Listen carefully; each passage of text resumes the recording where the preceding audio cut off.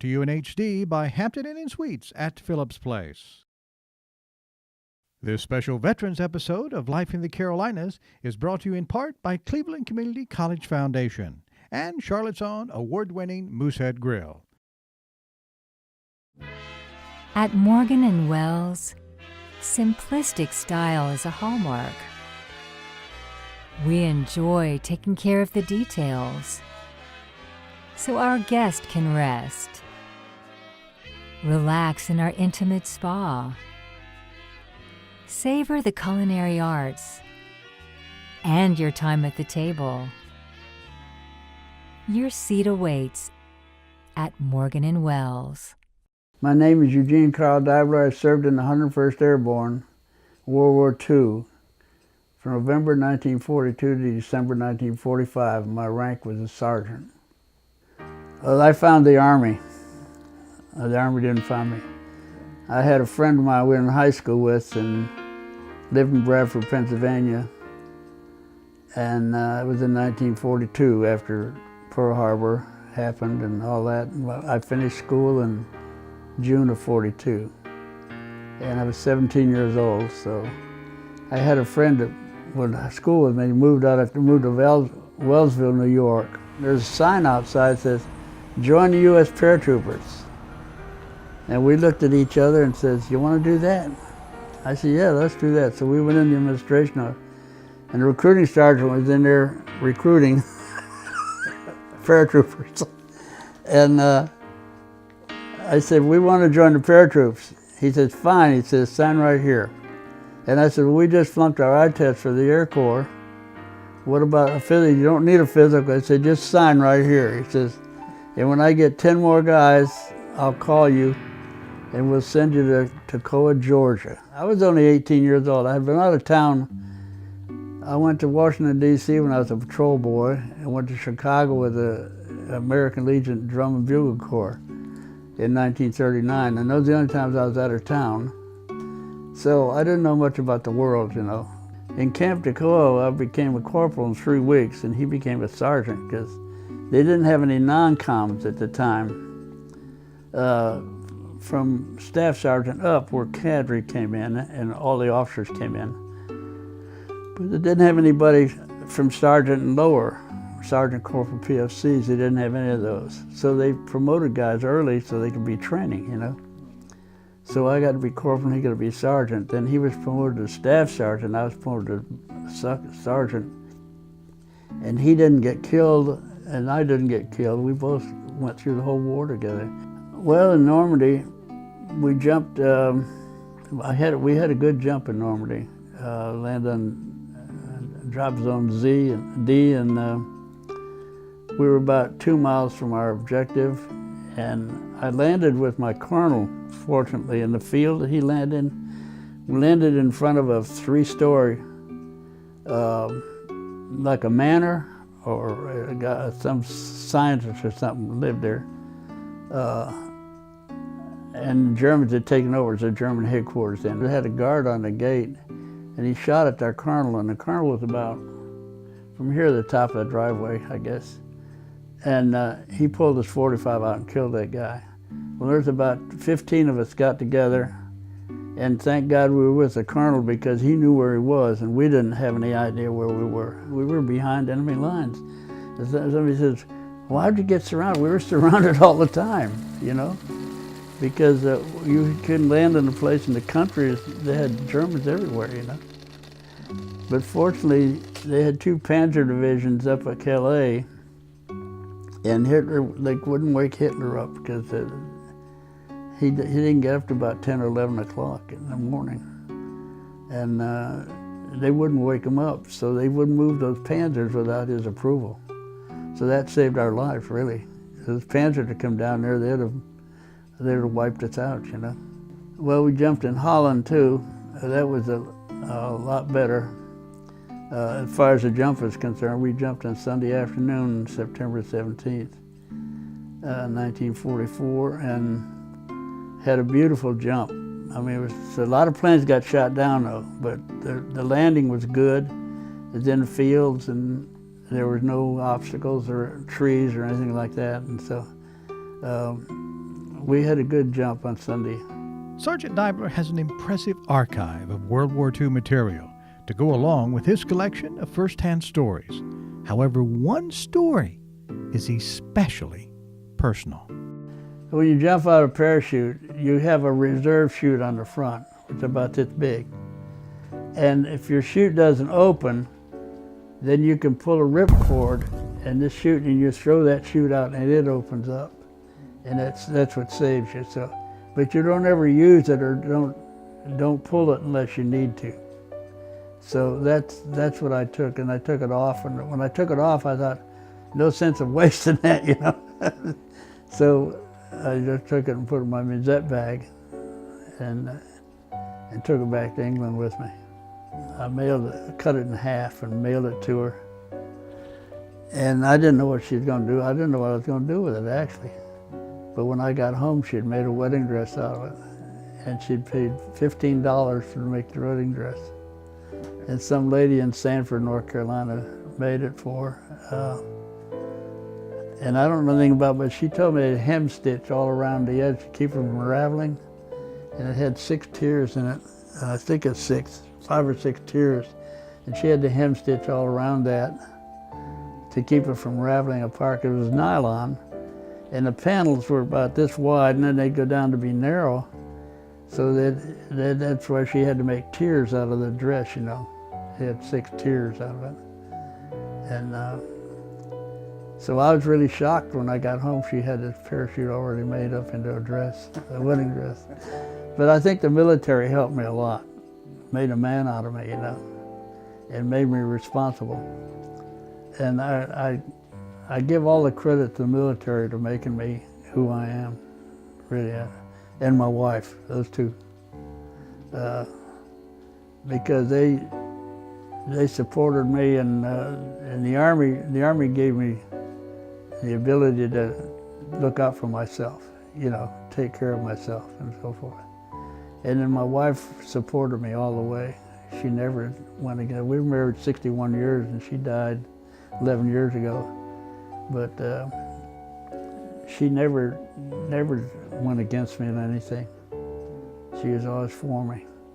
And that made me feel good, you know. It made me know we're doing the right thing. When you're in love, shoes are not required. But something else is. For that special moment, you can count on an original Charles Babb design to ensure a memory that will last a lifetime. When it really matters, visit charlesbabbdesigns.com to set up your exclusive design consultation. Folk Keeper Gallery and Antiques in historic downtown Lenoir features some of the best regional folk artists in the Carolinas. Internationally collected folk artist Charlie Fry is in residence year-round. With approximately 20 other professional folk artists represented, you are sure to find something special for your own collection. Folk art celebrates the heart and soul of people. Make your plans to visit Master Folk Keepers Charlie and Susan Fry at Folk Keeper Gallery and Antiques in historic downtown Lenoir and online at folkkeepergallery.com. Cleveland County has a long history of supporting those who serve our nation. We extend a grateful thank you to all the men and women who have served and who are serving now. And we honor those who have given the ultimate sacrifice.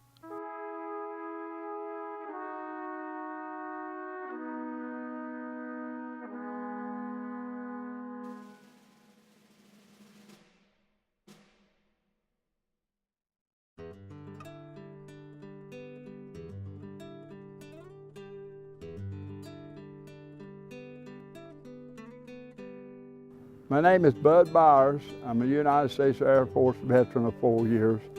Served in the Air Force. I got out of service at the rank of a staff sergeant. I worked in military air transport service in the nuclear testing in the Pacific during the late 50s. I was stationed pretty much all over the world, and I was at most all the islands: Kwajalein, Anahuac, Wake, Okinawa, you name it. Well, Bud, how are you, sir? Doing fine. Great. Glad you came today. Well, thank you so much. You know, I heard about your amazing flag display. Yes. And, Bud, if you would, tell us how this happened. Well, I retired from, I was an over-the-road truck driver. I retired at age 62. I worked for Yellow Freight Systems in Charlotte, and I worked there 40 years. I started a vegetable garden. To start with, this was the old home place, and I tore it all down and graded it down, and I started a vegetable garden here, and I did that for several years. I worked at it all the time. Then one day I said, I'm going to do something for the veterans. So I started with just a simple flagpole and American flag, and it just grew from there, and then people got involved and brought me flags, and I had a lot of people here in the political world, the governor and the senator, and Congressman McHenry, and I got pictures I'll show you of them being here. And I just grew and grew and grew. I just got possessed by it, what I did. Well, you not only have the flags, but you have these great cutouts. Tell me about those. Well, I got a catalog from the Winfield Collections in Michigan, and they had them in there, the patterns for sale for $12 each. So I ordered some patterns. I ran into a guy at the flea market. He's from New York, lived in Florida, and moved back to Chestnut, South Carolina, and he sells homemade furniture. He makes furniture and sells it. Right. Well, I was in there and talking to him about it. He said, I can do that. I said, you can make those shadows for me? Absolutely. Bring me the patterns. So I took him the patterns, and he made every pattern here, except the Iwo Jima, the Marine Corps League did that. All of this has just been from your heart, from your mind. You started with the flag, and then it's just taken a life all of its own. Absolutely. And people are coming to help with it. Absolutely. And I just kept extending down. You see how I just kept going and putting out rose bushes and digging. Sometimes it was before the sun come up and late at night, and I have been known to work with the headlights on the truck. Tell me, from your perspective, from your heart, tell me what the American flag means to you. Oh, the American flag means everything to me. So when you get up in the morning and come out and you see the wind blowing like this and the flags are presented well, how does that make you feel? Oh, it makes me feel good. And I do check. If I get up at 5 in the morning, the first thing I do is get my paper, and I drive my truck down here, and I see if anything is blowed down during the night, or if anybody has taken anything that don't belong to them here. What point in your life did you join the military, and tell us a little bit about your service? Well, when I got out of high school, I knew I was facing the draft. And I applied for a job. This being a textile region, I applied for a job at the textile mill. And they said they couldn't hire me because I was of draft age, and I'd be drafted very soon, and they'd lose me. So I went to the draft board. I asked them how long it would be till I was drafted, and they said about 6 months. And they said, we reckon if you want to get it out of the way, well, you should volunteer. So I volunteered for the Air Force. I was just in between the Korean War and the Vietnam War, and I'm a veteran of the Cold War. And during the Cold War, you know, we kept B-52 bombers in the air 24 hours a day, nuclear-loaded B-52 bombers. And, you know, I guess Ronald Reagan got us out of that when we tore down the wall in Berlin. I don't know. The Cold War was over. But that's basically what I did.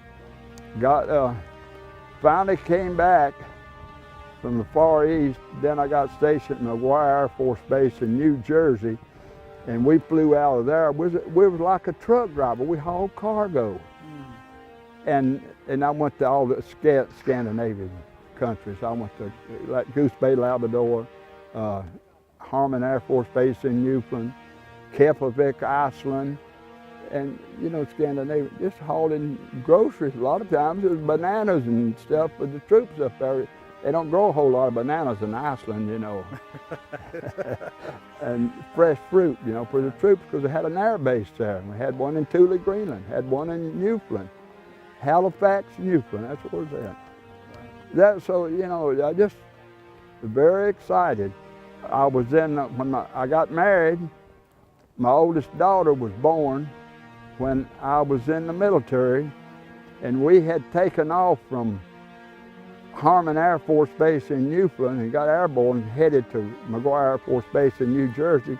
The captain called back there and told me that he said, "Sergeant, you're the proud father of a baby girl." The Red Cross had called. I remember that so well. She was 2 months old before I ever got to see her. So when we landed at McGuire, the Captain Venable, he just had a flight line vehicle to pick me up as soon as we landed and took me into operation. I got called home. That's how it went. That was, you know, it was, my time in the military was really very exciting. I traveled a lot. You got to see the world then. I got to see a lot of the world.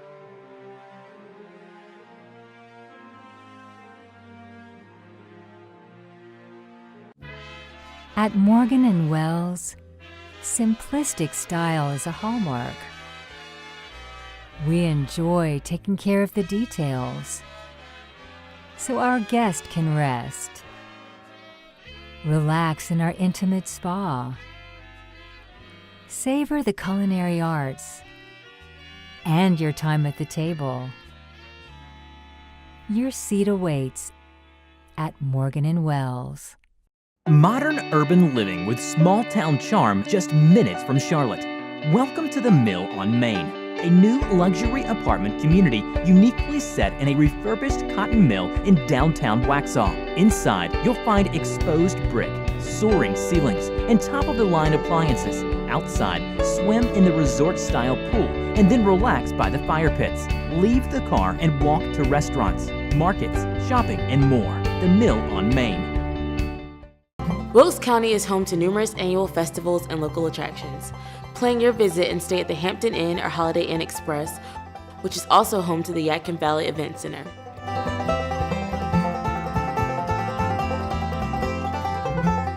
Both locations offer beautifully appointed guest rooms and a great variety of amenities, including pools, fitness centers, and meeting space. Each hotel is conveniently located within minutes from all Wilkes County has to offer. I'm Bill Oxford. I served with the Marine Corps, served with VMA 533 at Chulai, Vietnam, and my squadron redeployed from Chulai to Iwakuni, Japan. Well, my military story starts long before I ever fell in on the yellow footprints at Parris Island. I knew from an early age I was supposed to be a soldier. John Grindle from Hickory was the Marine Corps recruiter, and once I saw him, talked to him, it was over. It was decided that's who I was and where I was going and what I was going to do. But the Marine Corps was inevitable, I guess, when you think about what I thought about the military and what I intended to be and become. And once I found out that the Marine Corps was my calling, that's where I started, and was fortunate enough to have an excellent long-term career between the Marine Corps and the North Carolina Guard. It was just, that's who I was and who I still am. I have been, always will be a soldier. When I left Cherry Point and went to Vietnam, my first night I landed at Da Nang, which is the air base, and I was in a transit quarters, and it was basically just a wooden hut. But as we got there late after dark, but as we bedded down waiting transportation to where we were actually going to be assigned, the artillery started late, and the artillery boom, boom, boom all night. I was petrified. From Da Nang, I was helicoptered up to Chulai, where I was checked into my squadron. And after you get into your working environment, we loaded A6s, 28 500-pound bombs on A6s, and they flew those missions mainly at night. And for the first, I was involved with the night crew, and we were repairing airplanes, replacing parts, just making sure those aircraft were ready and capable and able to do the things that they needed to go do and hit the targets they were supposed to hit. When I came back from Vietnam, I came out of the airport and I flew in commercial to San Francisco, and you come out of the international terminal, walk down the sidewalk to the domestic terminal. I almost had to fight my way down the sidewalk to get to the domestic terminal. those created some feelings that was really hard for me to handle for a good while. But since I've been involved with the American Legion, it's a lot easier for me to recognize why it happened, what happened, how it happened. But I'm not going to let that happen to the young guys today. I'm going to make sure, me personally, I'm going to make sure those young people who come back from defending this country are supported, defended, enforced, reinforced, supported. Anything positive we can do for them, I'm going to do.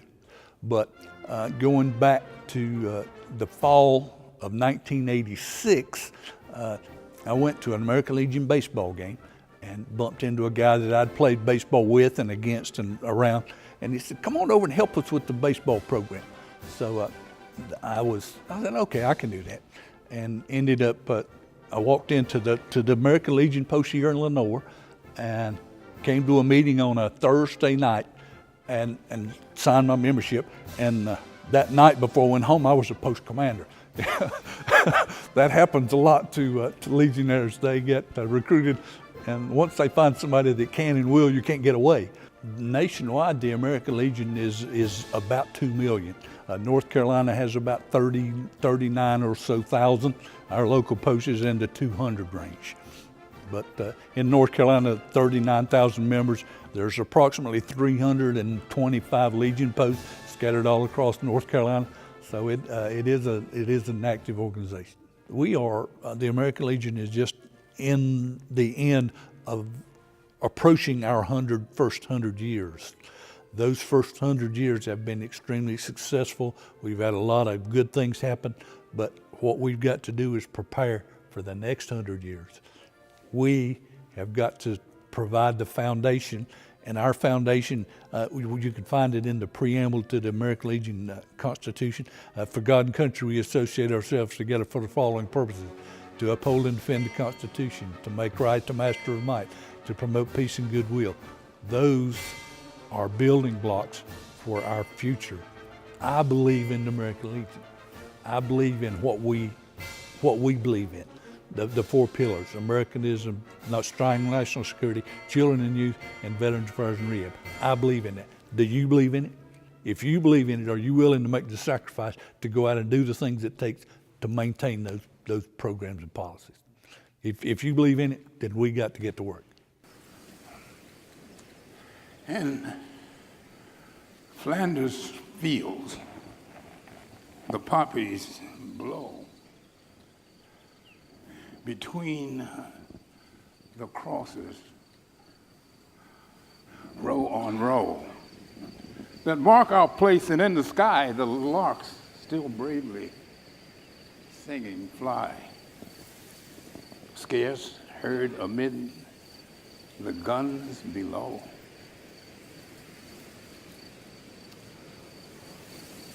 We are the dead, short days ago. We lived, felt dawn, saw sunset glow, loved and we are loved.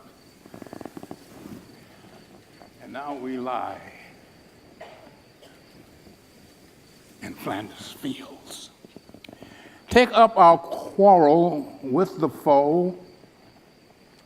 To you from failing hands we throw. The torch be yours to hold it high, if ye break faith with us who die. We shall not sleep, though poppies grow and Flanders Fields.